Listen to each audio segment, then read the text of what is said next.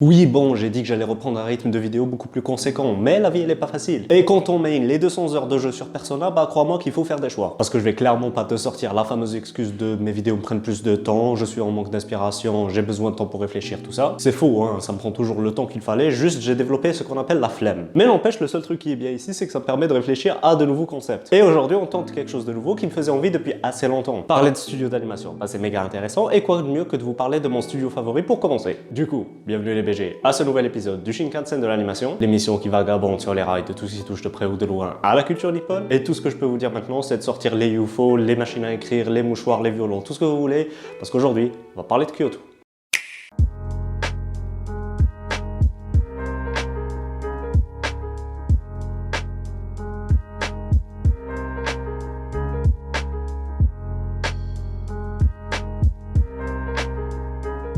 Bon, j'ai pas vraiment besoin de te dire c'est qui Kyoto, qu'est-ce qu'ils ont fait et tout. Je pense que si tu consommes des animés et tu sais que c'est fait par des studios, bah il est très probable que Kyoto Animation, qu'on appellera au cours de cette vidéo KyoAni ou Kyoto pour des raisons évidentes de flemme et de flow, soit l'un des premiers dont tu entends parler. C'est l'un des studios les plus singuliers qui existent et possédant leur propre patte artistique. Et pour parler d'eux, je pense qu'il est d'abord nécessaire de s'attarder un petit peu sur leur histoire. Tout commence en 1981, quand une ancienne employée de Mushi Productions, Yoko Hata, décide d'emménager dans la banlieue kyotoïde pour y rejoindre son mari, Hideaki Hata. Elle décidera par la suite de fonder avec un groupe de voisines femmes au foyer un studio d'animation qui sera appelé Kyoto Anime Studio, abrégé rapidement par la suite en Kyoto Animation. Elle en sera la vice-présidente et son mari en sera le premier président. Durant les années 80-90, Kyoto c'est surtout un studio de sous-traitance, chargé principalement d'apporter des retouches post-production à des animés délégués par des studios déjà établis à l'époque, genre Tatsunoko Productions, Studio Pierrot avec qui ils ont un fort lien d'amitié, Sunrise, Ghibli, etc., etc. Je vais pas rentrer dans les détails concernant le statut du studio qui a dû changer pour correspondre à la loi fiscale japonaise parce que j'y ai rien compris et je pense que toi tu t'en bats les couilles. Ce qui nous intéresse aujourd'hui, c'est qu'en l'an 2000, ils ont signé leur première coproduction. C'était avec le studio Sunrise pour la production d'un certain Inuyasha. 3 ans plus tard, ils vont produire leur première production originale qui se trouve à être Munto, une OAV de 54 minutes qui ne parle peut-être pas à tout le monde mais qui peut valoir le détour, tant c'est une des rares fois où tu verras Kyoto s'essayer à la Dark Fantasy. La même année, ils ont sorti leur premier animé saisonnial, Full Metal Panic Fumofu, qui est un spin-off de la série originale Full Metal Panic. Quelques temps plus tard, ils vont signer une collaboration avec la société Kei, spécialisée dans la production et le développement de visual novels. La collaboration mettra en jeu l'adaptation animée de 3 visual novels. R en 2005, Route Alternativa Canon en 2006 et Clannad en 2007. Bon, des 3, je n'ai vu que Clannad, hein, mais ne vous en faites pas, le 100% KyoAni, c'est prévu. D'ailleurs, énorme SO à mon frère UFO qui est en train de le faire. Il fait des sortes de trades analyse de mise en scène sur Twitter, allez le voir, c'est franchement quali. Force à toi mon ref, par contre Reina elle éclate Kumiko, il n'y a absolument aucun débat là-dessus. Et pour le reste de Kyoto, bah ça appartient à l'histoire, tout simplement. Et là, t'es très certainement en train de te dire que oui, c'est bien beau tout ça, mais Kyoto, ils ont tout de même pas atteint le stade de popularité qu'ils ont aujourd'hui en adaptant 2-3 visual novels qui parlent principalement à un public de niche. Eh bien, t'as tout à fait raison. Le buzz Kyoto ne vient absolument pas de là, mais d'une autre adaptation, d'un light novel cette fois-ci, et dont on a déjà parlé à plusieurs reprises sur la chaîne.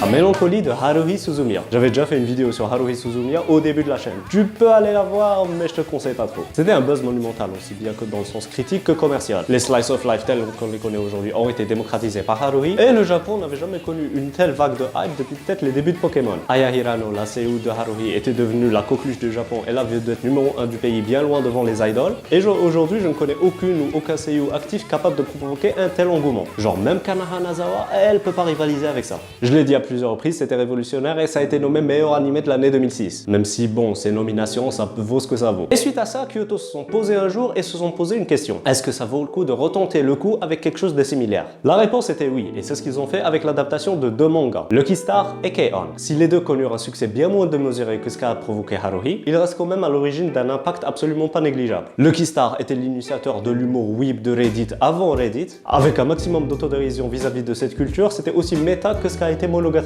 par la suite. Mais le problème avec le Lucky Star, c'est que ça a très mal vieilli en réalité. Et revoir le truc aujourd'hui, bah ça va pas t'apporter grand chose. Mais ça reste tout de même une référence dans le style. Et quant à K-On!, bah j'ai envie de dire que c'est l'animé qui a changé la façon de consommation des animés pour 90% de la population. Les 10% restants regardent toujours Black Clover. Non seulement parce que ça a littéralement démocratisé, imposé le style moe comme étant un genre à part entière de la Japanimation, et c'est ce qui allait par la suite devenir la marque de fabrique de Kyoto. Genre les kawaii cute 2D anime girls, ou bah ça vient en grande partie de là. Mais aussi parce qu'après K-On!, bah avoir voir des animés où il se passe rien, bah c'est devenu franchement cool. Et ça ne m'étonnerait absolument pas que tout le mouvement Iyashikei qu'on connaît en ce moment soit en grande partie inspiré de là. Genre les Urocamp et autres non-non-Bayori, bah si ça connaît un tel succès, c'est parce que ça a puisé une grande dose d'inspiration dans la production de K-On! En 2009, le studio eut une idée brillante, celle d'établir le Kyoto Animation Award, une sorte de concours où principalement des light novels, mais aussi des mangas et des scénarios sont présentés à un jury du studio. Les meilleurs étant retenus pour être par la suite publiés dans le Kei Esuma Bunko, le propre magazine de prépublication de light novel du studio. Et par la suite envisager, si la série connaît un succès, une adaptation en animé. D'ailleurs, petit fun fact concernant le concours, c'est qu'il n'y a jamais de gagnant ou de perdant. C'est toujours des mentions honorables. Et en plus de 10 ans d'existence du concours, il n'y a eu qu'un seul light novel qui a reçu la récompense du Grand Prix du Kyoto Animation Award. Mais on parlera de lui un petit peu plus tard. Ce qui fait que durant toute la deuxième décennie du 21e siècle,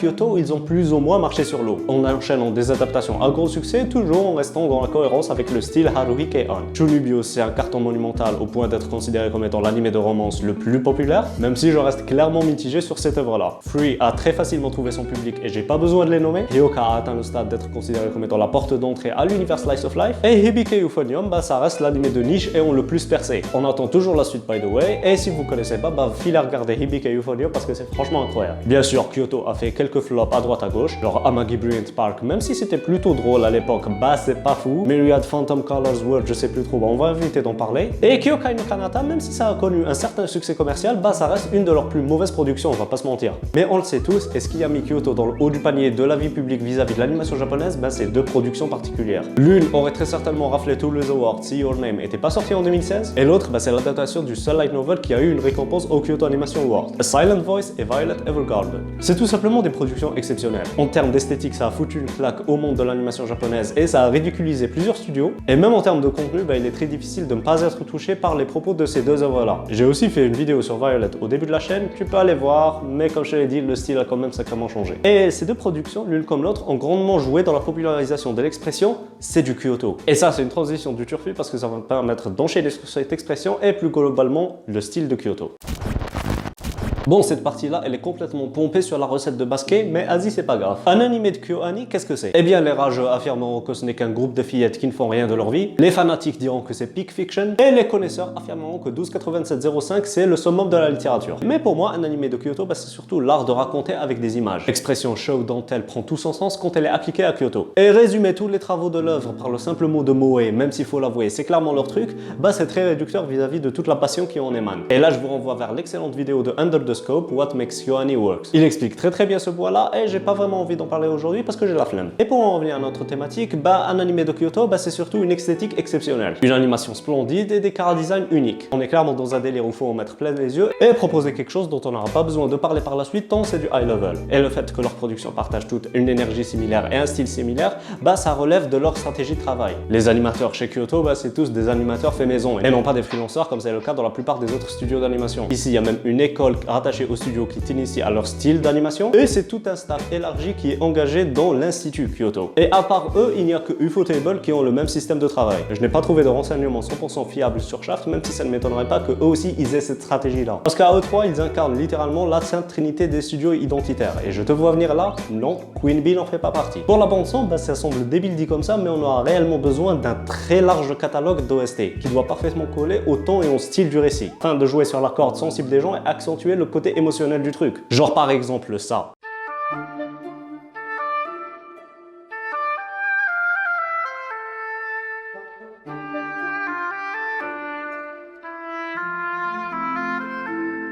Ça colle parfaitement au personnage de Violet et à son envie de comprendre les sentiments humains, parce qu'on va assimiler cette mélodie à la curiosité tout simplement. Et cet OST là,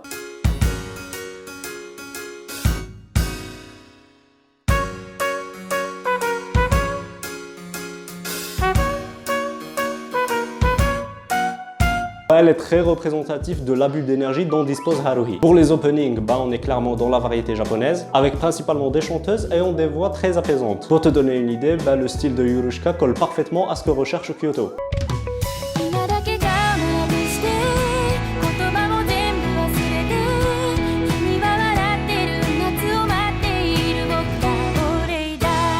Et ça ne m'étonnerait pas qu'un de leurs sons soit utilisé un jour comme opening d'une de leurs futures productions. Et pour les endings, on est clairement dans la J-pop d'idol, il faut accentuer le côté moe par n'importe quel moyen.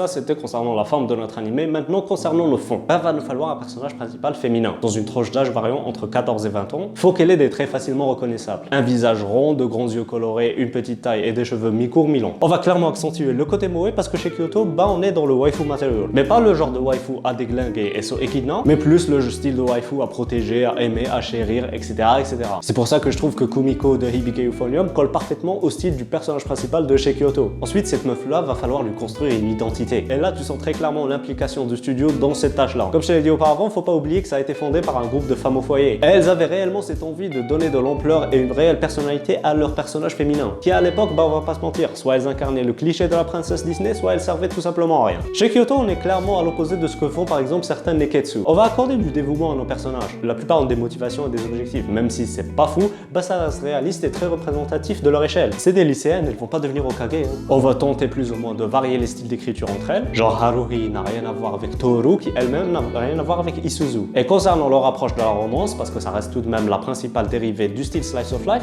ça peut varier, à certains degrés bien sûr. Kumiko, elle craint ses sentiments, Violet veut les comprendre et Rika ne les assume absolument pas. Concernant leur personnage masculin, j'avoue que j'accroche pas énormément à eux. Hormis le protagoniste de Hyoka qui avait à l'époque clairement participé à la popularisation du style de personnage principal masculin qui s'en fout de la vie, y a pas grand chose à se mettre sous la dent et Kyoto nous l'ont très bien fait comprendre avec le personnage d'Akihito. Maintenant qu'on a notre personnage, va falloir le foutre quelque part. Et la question de l'univers, elle est vite répondue chez Kyoto. 80% du temps c'est dans un lycée random, dans un club random, genre le tir à l'arc, pourquoi pas. Et les 20% restants c'est soit un univers fantastique, une période temporelle antécédente, un parc d'attractions, etc., etc. Et je t'avoue que faire plus ou moins un plot deep chez Kyoto, c'est clairement pas leur priorité. Ici on se focalise beaucoup plus sur l'aspect émotionnel du truc. Et on va beaucoup plus s'attarder sur l'histoire en elle-même que sur ses thématiques. Parce que c'est toujours des trucs très simples, genre la famille, l'enthousiasme, l'ambition, la solitude, etc., etc. C'est clairement pas dans une production de chez Kyoto que tu vas trouver une critique du système politique comme j'en ai brièvement parlé dans ma review sur Fate. Et le ton de l'œuvre va être la plupart du temps très léger. Une tendance ces derniers temps au drama qui ne fait absolument pas de mal, mais aussi à la rom-com de temps à autre, au thriller à droite à gauche, au sport, à la musique et globalement tout ce qui touche de près ou de loin à l'univers Slice of Life. Et concernant leur plan marketing, là aussi on va suivre un schéma classique mais monstrueusement efficace. C'est-à-dire qu'on va par exemple prendre la température avec une saison 1, voir les retours, les avis si ça plaît pas, et savoir si on enchaîne par la suite. Et comme je l'ai dit en début de vidéo, c'est toujours basé sur le système Haruhi K-On. Haruhi c'était 2 saisons et un film spectaculaire qui fait partie de mon top 5 tout film d'animation confondu.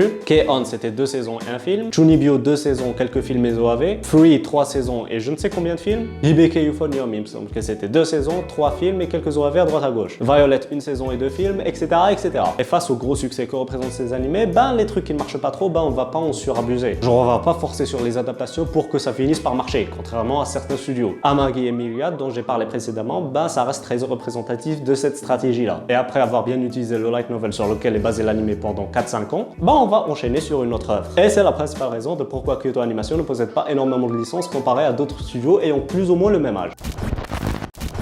Parler de l'impact de KyoAni sur l'animation japonaise, c'est équivalent à parler de celui de Nintendo à l'égard des jeux vidéo. Ce que j'entends par là, c'est que c'est tout simplement colossal. Kyoto ont démocratisé le style Slice of Life, qui est peut-être le style le plus populaire de nos jours. Ça a donné une image complètement différente au paysage de l'animation japonaise et leur a permis de se détacher des clichés et de la violence que leur attribuaient et leur attribuent toujours les shonen neketsu. Et ça a permis d'intéresser une tranche de personnes qui est totalement étrangère à l'univers de l'animation japonaise. Mine de rien, Kyoto avait grandement donné de l'ampleur aux personnages féminins, qui étaient trop longtemps sous-exploités, sans pour autant tomber dans la facilité et faire des genres de badass girl à la Erza. Parce que pour faire de bons personnages féminins, faut pas forcément faire des dominatrices impassibles. Faut juste leur accorder du dévouement et ne pas les ridiculiser et les transformer en hameçons à trentenaires puceaux au surpoids. Y'a qu'à voir ce que réussissent à faire des œuvres comme Monogatari, comme Fate, comme Chainsaw Man avec leurs meufs pour comprendre ça. Même si Monogatari, ça joue quand même beaucoup sur le hameçon à puceaux. Mais bon, c'est toujours sympa de titiller la fanbase. Ils ont bien évidemment tiré le level des productions japonaises vers le haut et plusieurs studios s'inspirent de ce qu'ils réussissent à faire. Je pense par exemple au studio Phil avec Oregairo qui a repris le délire d'adéquation des palettes de couleurs avec le ton de l'œuvre, genre rendre les couleurs froides quand c'est de la tristesse ou de l'intensité et chaudes quand c'est de la mélancolie. Je pense à Madhouse avec le Place Farther Than Universe qui a repris le délire Moe, même si le Moe c'est comme la drill, tout le monde en fait.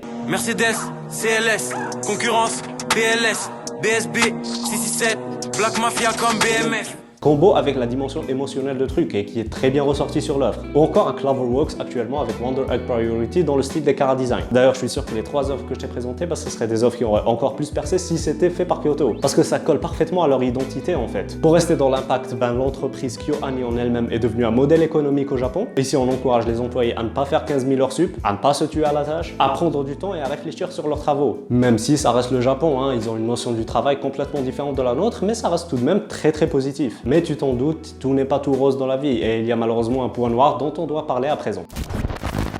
Bon, vous le savez déjà peut-être très certainement, mais en juillet 2019, le studio a été victime d'un attentat terroriste, faisant à peu près 39 morts et des dizaines de blessés. C'était le plus grand événement terroriste au Japon depuis la Deuxième Guerre mondiale, et malheureusement, plusieurs artistes et créateurs y ont perdu la vie. Internet s'est enflammé par la suite et le hashtag #PrayForKyoAni est devenu top 1 TT Monde. Sentai Filmworks avait levé une cagnotte pour les aider, et en l'espace de quelques heures seulement, on avait déjà dépassé les 2 millions de dollars. C'était littéralement la première fois que je voyais la commu Weeb soudée, et ça faisait franchement chaud au cœur. Plusieurs studios d'animation apportaient leur aide à Kyoto, notamment Trigger, Bones ou encore la Toei. Et tout ce qu'ils ont dit, c'est qu'ils allaient continuer à aller de l'avant parce que c'est littéralement la seule chose à faire. Depuis l'incident, ils n'ont sorti qu'une seule production et c'était le film Violet, conclusion de l'histoire l'année dernière. Suite à ça, ils ont confirmé la saison 2 de Dragon Maid ainsi qu'un film Free et un film Tsurune qui devraient arriver tous cette année. Ils reprennent doucement mais sûrement du service et vu les récents événements, c'est tout à fait normal qu'ils prennent leur temps. Et je pense que ce tragique événement, il est venu clôturer un certain cycle chez Kyoto. Non pas que leur recette ne marchait pas, au contraire ça marchait très bien, mais je pense qu'on se dirige vers un nouveau du studio avec peut-être une nouvelle révolution, qui sait. Aujourd'hui plus que tout, le monde attend le retour de Kyoto et eux-mêmes veulent faire un très grand retour. Et c'est ce qu'on leur espère bien évidemment. C'est littéralement le studio qui m'a montré qu'un simple média de divertissement pouvait être une source de bonheur et de confort incroyable. Leur production, qu'on aime ou qu'on n'aime pas le style, ça reste des pépites visuelles et dans certains cas des exemples de traitement et d'exploitation de l'émotion humaine. Et aujourd'hui, de par leur sincérité et leur simplicité, c'est devenu un des studios les plus populaires qui existent. Et notamment mon studio favori. Et tout ce que je leur souhaite, c'est de reprendre à leur échelle du service et continuer à nous pondre des œuvres aussi exceptionnelles que ce qui nous avait habitués durant toutes ces années. Bref, voilà qui conclut cet épisode du Shinkansen de l'animation. J'espère qu'il vous aura plu, auquel cas je vous invite à liker la vidéo, la partager, donner votre ressenti en commentaire. N'hésitez pas à vous abonner parce que je vois que 50% de mon audience n'est pas abonné de la chaîne, donc il serait peut-être temps de s'y mettre là. Je suis pas vraiment actif sur les réseaux de la chaîne, par contre je le suis beaucoup plus sur mes réseaux personnels, donc si vous voulez me follow pour voir des tweets qualitatifs, n'hésitez pas les frères. Je vais essayer à pas prendre trop de temps à sortir le prochain épisode, même si c'est absolument pas garanti. Et puis moi je vous dis à bientôt. Prenez soin de vous, protégez-vous, sortez couverts, et puis yo les BG.